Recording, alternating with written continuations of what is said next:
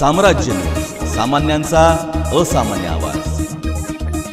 ज्योतिषाचार्य पंडित नीलकंठ परदेशी मठ यांनी अनुवाद केलेल्या कोण हे यतिवर या ग्रंथाचे प्रकाशन नुकतेच दिल्लीत पंतप्रधान नरेंद्र मोदी यांच्या हस्ते करण्यात आले। यावेळी सोलापूरचे खासदार डॉक्टर जयसिद्धेश्वर शिवाचार्य उपस्थित होते। पंतप्रधानांनी हा चरित्र ग्रंथ पाहून आस्थेने माहिती घेतली आणि नीलकंठ परदेशी मठ यांना शुभेच्छा दिल्या। वयाच्या 8व्या वर्षी ऋग्वेद कंठस्थ असलेले विजयनगर साम्राज्याचे राजगुरू वंशात जन्मलेले श्री विद्या वाचस्पती श्री शंभुलिंग शिवाचार्य यांचा हा जीवन चरित्र ग्रंथ आहे। त्यांचं कार्य म्हैसूर, काशी, अलाहाबाद, हंपी येथे झालं आहे। शंभुलिंग शिवाचार्य यांचे नातू नीलकंठ परदेशी यांनी मूळ कानडी भाषेतील या ग्रंथाचा मराठीत अनुवाद केला आहे। देशाचे पंतप्रधान श्री नरेंद्र मोदी यांच्या हस्ते नवी दिल्लीमध्ये उद्घाटन झाले, प्रकाशन झाले।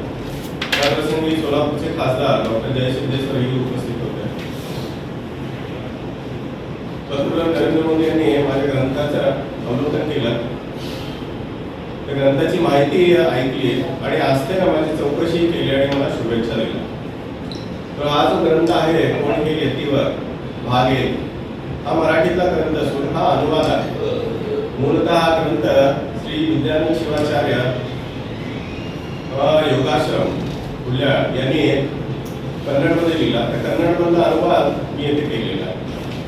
हे जे योगी होते ज्यांच्या हा ग्रंथ लिहिला आहे श्री सद्गुरू शंभुलिंग शिवाचार्य हे विजयनगर साम्राज्याच्या राजगुरूच्या वंशामध्ये जन्मलेले। पत्रकार परिषदेस प्रकाशक मुद्रक ईश्वर झुंजा उपस्थित होते।